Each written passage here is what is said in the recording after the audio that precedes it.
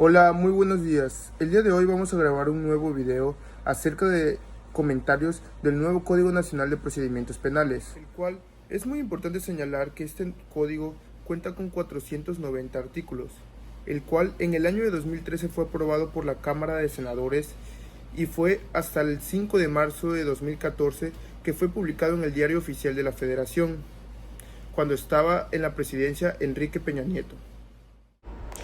Este código tuvo el objetivo de regular los juicios orales y transitar a un modelo acusatorio adversarial, de acuerdo a lo estipulado en la reforma penal del año de 2008. Es importante señalar que existen doctrinarios de derecho que aplauden este código, ya que su fundamento es que exista un mejor orden en los procedimientos y juicios en materia penal, exactamente en los juicios orales. Aunque hay otros que opinan lo contrario, bajo la idea que se le quita protagonismo a las entidades federativas en materia penal y que se recae a un sistema centralizado.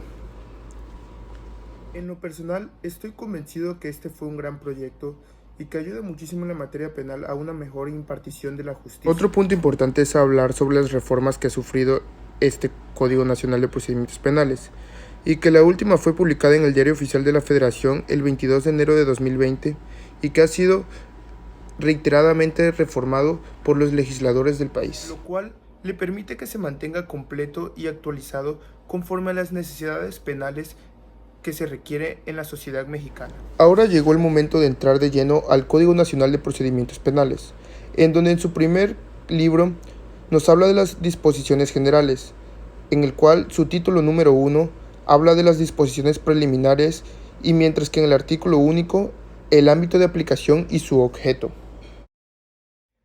Mientras que en su título 2 habla de los principios y derechos en el procedimiento. Que dentro del capítulo 1 se encuentra el principio de publicidad, principio de contradicción, el principio de continuidad, principio de concentración, en el artículo 9 el principio de inmediación, en el artículo 10 principio de igualdad ante la ley, también el principio de igualdad entre las partes, principio de juicio previo y debido proceso, principio de presunción de inocencia y por último el principio de prohibición de doble enjuiciamiento. Después nos encontramos con el capítulo número 2, que habla de los derechos en el procedimiento, el derecho a la intimidad que es la privacidad, a una justicia pronta, a derecho a una defensa y asesoría jurídica adecuada e inmediata, a garantía a ser informado de sus derechos o al derecho al respeto a la libertad personal. Ahora es momento de pasar al título número 3, que se llama competencia, que dentro de su primer capítulo nos habla de las generalidades. Entonces, en el segundo capítulo se habla de la incompetencia. En el capítulo número 3, de la acumulación y separación de procesos. Y en el capítulo 4 del libro tercero, de las excusas, recusaciones e impedimentos. Ahora pasamos al título número 4, que son los actos procedimentales.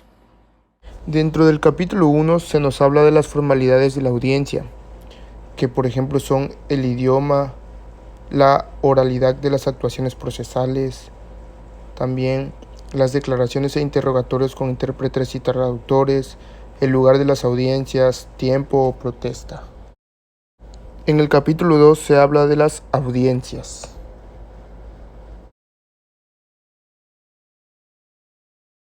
En el capítulo 3 se habla de las resoluciones judiciales.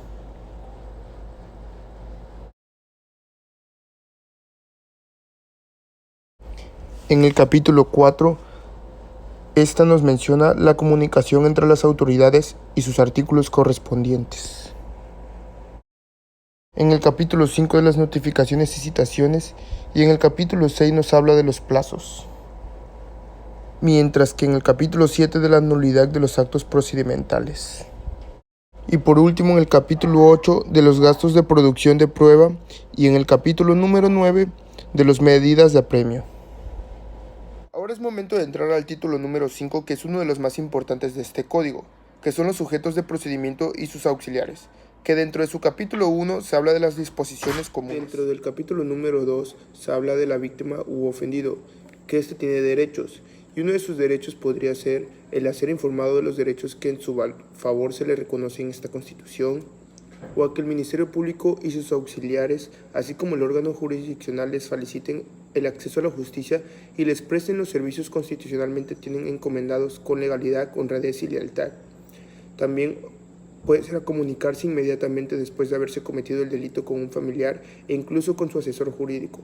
O puede ser tan fácil como ser tratado con respeto y dignidad. Dentro del capítulo número 3 tenemos al imputado, que según su denominación en el artículo 112, se le denominará genéricamente al imputado a quien sea señalado por el Ministerio Público como posible autor o partícipe de un hecho en que la ley señale como un delito. También el imputado tiene derechos. Según el artículo 113, sus derechos podrían ser, por ejemplo, el a ser considerado y tratado como inocente hasta que se le demuestre su responsabilidad, a comunicarse con un familiar o con su defensor cuando sea detenido debidamente, brindándole el Ministerio Público todas las facilidades para lograrlo, y a declarar o a guardar silencio en el entendido que su silencio no podrá ser utilizado en su perjuicio, entre muchos otros. Entonces, ahora es momento de entrar al capítulo número 4, en donde se habla del defensor. En el artículo 115 de este capítulo se dice de la designación de defensor. El defensor podrá ser designado por el imputado desde el momento en su detención, mismo que deberá ser licenciado en Derecho o abogado titulado con cédula profesional. A falta de este o ante la omisión de su designación, será nombrado el defensor público que corresponda. Ahora entramos a un capítulo muy importante que es el número 5, en donde se habla del Ministerio Público. En primer lugar tenemos la competencia del Ministerio Público, en donde se dice que le compete al Ministerio Público conducir la investigación, coordinar a las policías y a los servicios periciales durante la investigación, resolver sobre el ejercicio de la acción penal en la forma establecida por la ley y, en su caso, ordenar las diligencias pertinentes y útiles para demostrar o no la existencia del delito y la responsabilidad de quien lo cometió a participación de su comisión.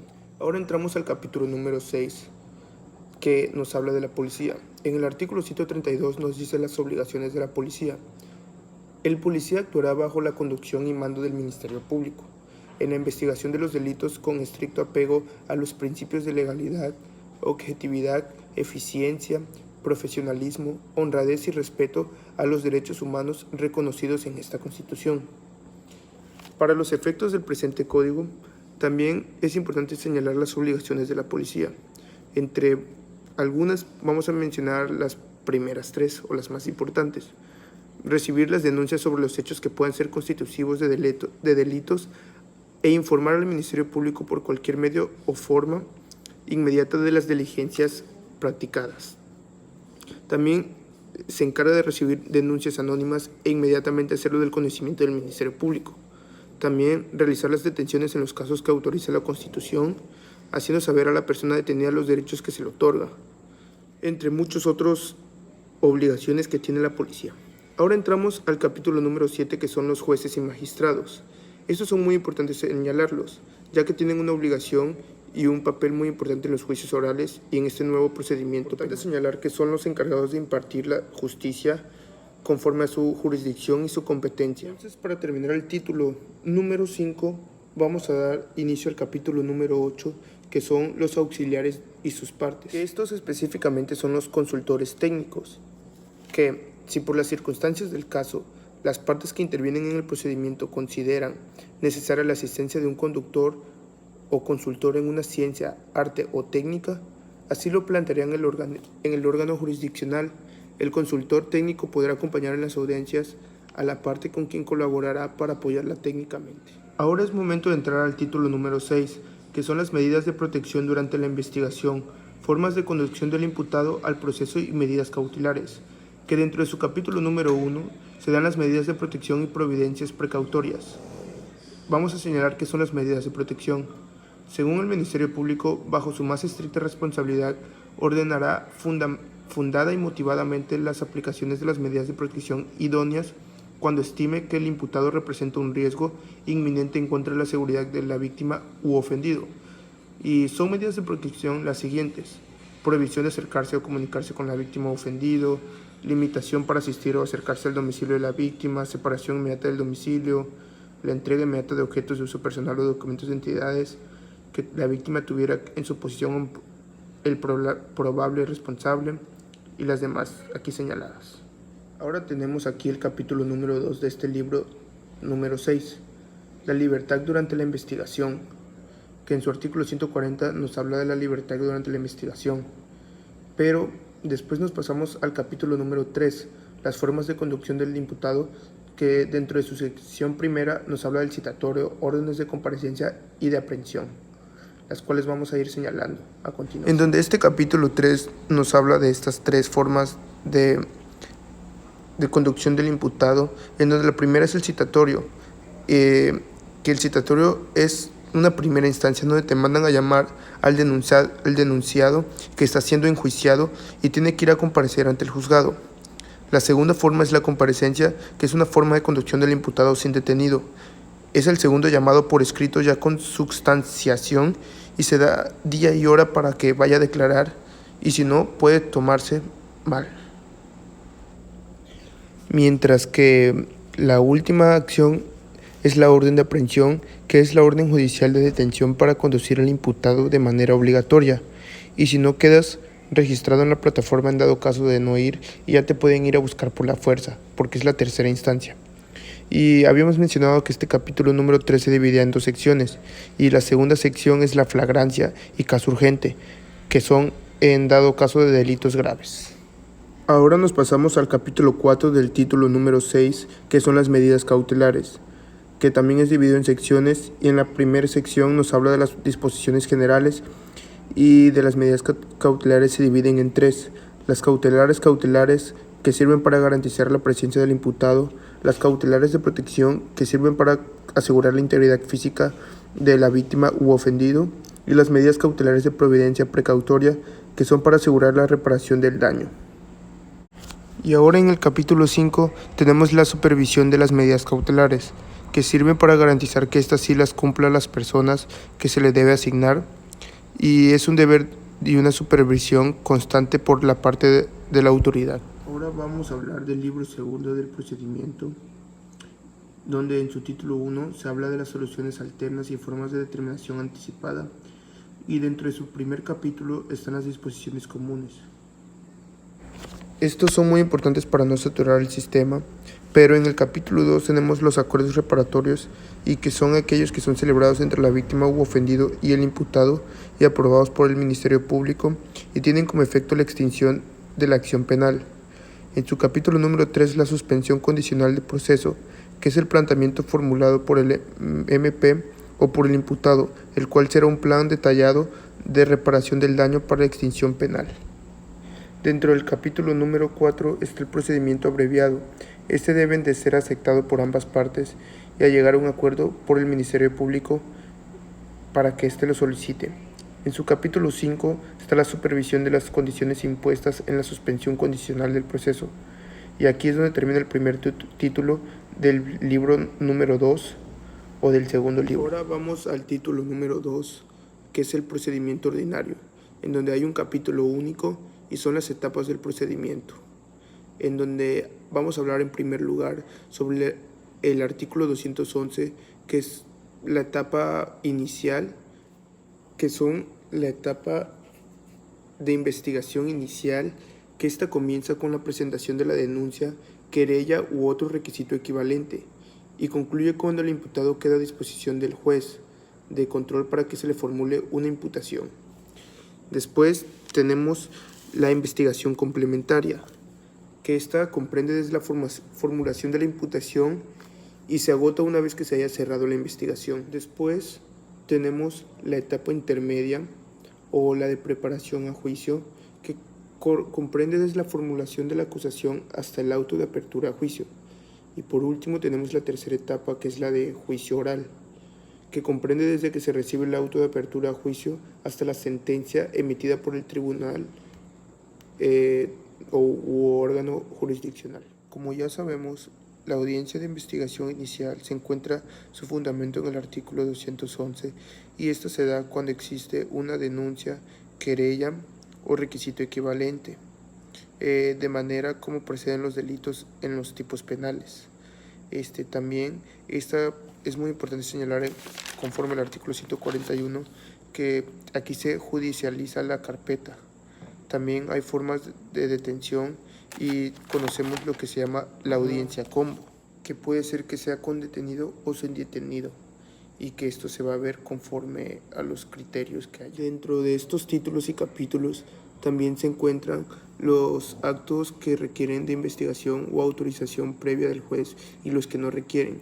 Y vamos a dar de los que no requieren ejemplos, autorización previa del juez, y podrían ser la inspección del lugar del hecho o del hallazgo, la inspección del lugar distinto al de los hechos o del hallazgo, la inspección de personas, la revisión corporal, la inspección de vehículos, el levantamiento e identificación de un cadáver, la aportación de comunicaciones entre particulares, el reconocimiento de personas, la entrega vigilada a las operaciones encubiertas, las entrevistas a testigos, recompensas o las demás que estén expresamente o no se vea control judicial en esta ley. Mientras que los actos judiciales que sí requieren previa autorización del juez se encuentran en el artículo 252 y podrían ser, por ejemplo, la exhumación de cadáveres, las órdenes de cateo, la intervención de comunicaciones privadas y correspondencia, la toma de muestra de fluido corporal, vello o cabello, el reconocimiento o examen físico de una persona cuando aquella se niegue a ser examinada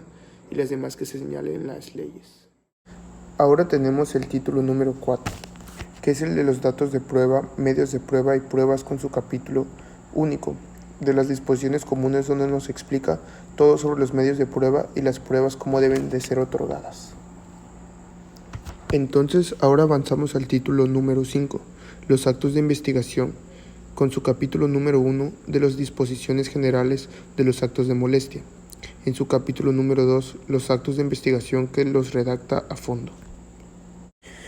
Por último, tenemos el capítulo número 3, con la prueba anticipada, que es una antes de la celebración de la audiencia de juicio, y se podrá desahogar anticipadamente cualquier medio de prueba pertinente, cumpliendo con los requisitos establecidos en este código. También tenemos los actos de molestia, que en este código son muy bien argumentados y nos dan muchísimos artículos acerca de estos. Pero ahora vamos a pasar al título número 6, que es el de la audiencia inicial, que está en el artículo 300. En esta audiencia inicial es donde se le informa al imputado los derechos correspondientes constitucionales y de este código que se le establecen sus derechos correspondientes. En donde aquí hay unas situaciones muy importantes. Primero, en el artículo 311, donde se califica de ilegal la formulación, que es una investigación formal en tu contra por el delito que has cometido. Cómo se llama el delito y las pruebas que existen para sostener todo esto, y se te va a avisar. También hay una vinculación a proceso, que es que quedes relacionado o amarrado a una causa penal, lo que quiere decir que tu situación jurídica se resolverá en un momento, o en 72 horas, o en 144 horas, como lo decida el acusado. Y después de esto tenemos en el artículo 321 y 323 el plazo de cierre de investigación, que conforme a pena privativa menor a 2 años debe cerrar en un lapso menor de 2 meses, pero si es una pena privativa mayor a 2 años de prisión, hasta 6 meses en el tiempo que se da por cerrar la investigación. Aquí en el artículo 324 tenemos las consecuencias de la conclusión del plazo de la investigación complementaria, que una vez cerrada la etapa complementaria, el Ministerio Público, dentro de los 15 días siguientes, deberá de solicitar el sobreseimiento parcial o total, según el artículo 327, solicitar la suspensión del proceso o formular la acusación. En el artículo 327 se habla sobre el sobreseimiento. El Ministerio Público, el imputado o su defensor podrán solicitar al órgano jurisdiccional el sobreseimiento de una causa. Recibida la solicitud, el órgano jurisdiccional le notificará a las partes y lo citará dentro de las 24 horas siguientes a una audiencia donde se resolverá lo conducente. La incomparecencia de la víctima u ofendido debidamente citados no impedirá que el órgano jurisdiccional se pronuncie al respecto. Y también se dice que el sobreseimiento procederá cuando el hecho no se cometió, el hecho cometido no constituye delito, apareciere claramente establecida la inocencia del imputado, el imputado está exento de responsabilidad penal, o se hubiera extinguido la acción penal por alguno de los motivos establecidos en la ley, o una ley o reforma posterior derogue el delito por el que se sigue el proceso. En el artículo 331 encontramos las causales de suspensión del proceso, que es que el juez del control competente decretará la suspensión del proceso cuando, en primer lugar, se decrete la sustracción del imputado a la acción de la justicia. También puede ser se descubra que el delito es de aquellos respecto de los cuales no se puede proceder sin que sean satisfechos denominados requisitos y estos no se hubieran cumplido. El imputado adquiera algún trastorno mental temporal durante el proceso y los demás casos que la ley señale.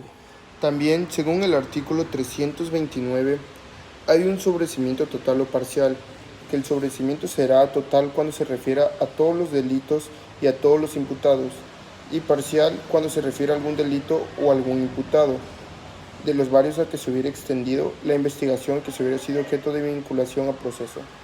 Si el sobreseimiento fuere parcial, se continuará el proceso respecto a aquellos delitos o aquellos imputados a los que no se extendiera aquel. Ahora vamos a entrar al título número 7, donde nos vamos a hablar de la etapa intermedia. En todo este título vamos a dar los puntos más importantes sobre esta etapa. Ahora es muy importante hablar sobre la etapa intermedia, que sirve para depurar la prueba y encontramos su fundamento legal en el artículo 334. También se le conoce como la preparación a juicio y desahogo de pruebas. Esta es muy importante recordar que inicia con un escrito de acusación formal del Ministerio Público. Aquella que inicia con el escrito de acusación formal y se divide en dos. La intermedia escrita, que es el desahogo del proceso, y la intermedia oral, lo que sucede en depuración de pruebas. Realmente se dan las pruebas que se van a llevar a cabo en el juicio oral. Y es importante señalar que esta termina con el auto de apertura a juicio oral. Ahora vamos a entrar al título número 8, que es la etapa de juicio, que en el capítulo 1 se habla de las disposiciones previas. El artículo 348 es el juicio y su fundamento legal. El juicio es la etapa de decisión de las cuestiones esenciales del proceso. Se realizará sobre la base de la acusación, en el que se deberá asegurar la efectiva vigencia de los principios de inmediación, publicidad, concentración, igualdad, contradicción y continuidad. Después tenemos los siguientes artículos, si los pueden leer. Es importante señalar que la etapa de juicio oral inicia con los alegatos de apertura y con los alegatos iniciales. Aquí ponemos nuestra teoría del caso, es decir, la exponemos de manera oral. Y es importante señalar que el final del juicio oral se da con los alegatos de clausura, que pedimos demostrar los hechos para dar una sentencia. Y también se cierra con esta anteriormente mencionada sentencia. Es importante señalar que durante los juicios orales debe haber un gran respeto hacia el juez y hacia las partes, para que ésta pueda llevarse con su debido proceso y pueda llegar a una gran sentencia y se pueda impartir de manera justa la justicia. Es importante señalar que durante el juicio oral se puede hacer prueba testimonial, y en el artículo 360 encontramos que deber de testificar, toda persona tendrá la obligación de concurrir al proceso cuando sea citado y de declarar la verdad de cuanto conozca lo que le sea preguntado. Asimismo, no deberá ocultar hechos, circunstancias o cualquier otra información que sea relevante para la solución de la controversia, salvo disposición en contrario. Esto para llegar a una buena impartición de la justicia durante el juicio. Otra prueba muy importante con la que contamos es el artículo 368, que es la prueba pericial, que según podrá ofrecerse la prueba pericial cuando, por el examen de personas, hechos, objetos o circunstancias relevantes para el proceso fuere necesario o conveniente poseer conocimientos especiales en alguna ciencia, arte, técnica u oficio, para que esta persona experta dé su criterio y así pueda dar el juez su resolución. También es importante recalcar que en la sección 3 de la etapa de juicio hay disposiciones generales del interrogatorio y contrainterrogatorio, que según son las declarantes en la audiencia de juicio, el desarrollo del interrogatorio, de qué forma se va a ir dando, las reglas para formular preguntas en juicio, las objeciones, el testigo hostil. También en la sección 4 se da la declaración del acusado, declaración del acusado en juicio, ausencia del acusado en juicio, derechos del acusado en juicio, etc. Es muy importante señalar que en el artículo 391 se da la apertura de la audiencia de juicio.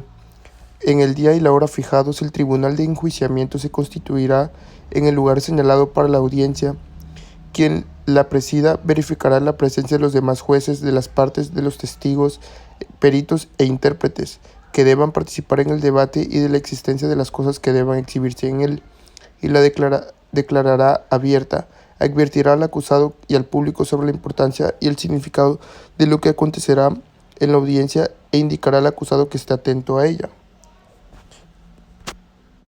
Es muy importante señalar que la etapa de juicio oral termina con una sentencia, que según el artículo 403 nos da los requisitos de la sentencia, que la sentencia contendrá la mención del tribunal de enjuiciamiento y el nombre del juez o los jueces que integren, la fecha en que se dicta, identificación del acusado y la víctima u ofendido, la enunciación de los hechos y de las circunstancias o elementos que hayan sido objeto de la acusación, una breve y sucinta descripción del contenido de la prueba, la valoración de los medios de prueba que fundamenten las conclusiones alcanzadas por el tribunal de enjuiciamiento, las razones que sirvieren para fundar la resolución, la determinación y exposición clara, lógica y completa de cada uno de los hechos, la firma del juez y de los integrantes del tribunal de enjuiciamiento. Es importante señalar que hay dos tipos de sentencias. La sentencia absolutoria, es decir, la que absuelve al imputado, es decir, queda libre por atipicidad o también puede ser por causas de justificación o causas de inculpabilidad, y la sentencia condenatoria, es decir, que se condena a esta persona a estar un tiempo en la cárcel o la condena que el juez designe. En las fases últimas de este Código Nacional de Procedimientos Penales es muy importante señalar, por ejemplo, el título número 9, que son las personas inimputables, con su capítulo único que son el procedimiento para personas inimputables.